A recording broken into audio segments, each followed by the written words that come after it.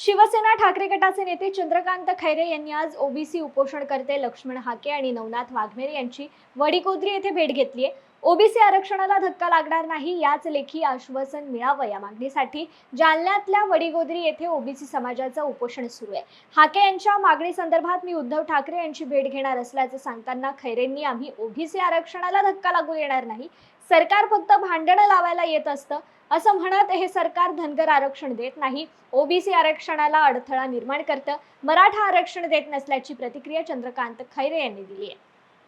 इतके दिवसांपासून बसलेले आहेत त्यांचं हेच म्हणणं होतं की आमच्या ओबीसी आरक्षणाला सुरक्षित कोणत्याही मध्ये घुसून घेऊ नका, कोणाला पाहिजे असेल त्यांना वेगळं द्या, आमच्या ओबीसी आरक्षणाला स्वतः ते सांगितलेलं आहे की आम्ही ओबीसी आरक्षण सुरक्षित ठेवू आणि डिस्टर्ब होऊ देणार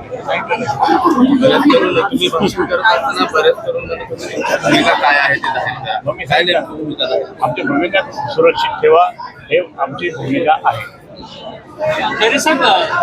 ओबीसीमध्ये असुरक्षिततेची भावना निर्माण झाली का जरांगीच्या आंदोलनानंतर आणि त्याला खतपाणीचं घातलं गेलं का सरकार पुरस्कृत? कारण हा त्यांचा असा आरोप आहे की आंदोलन सरकार पुरस्कृत होतं, त्याच्यामुळे ओबीसींना असुरक्षिततेची भावना मी या सरकारवर भेटली मी आता काय बोलायचं या सरकारवर।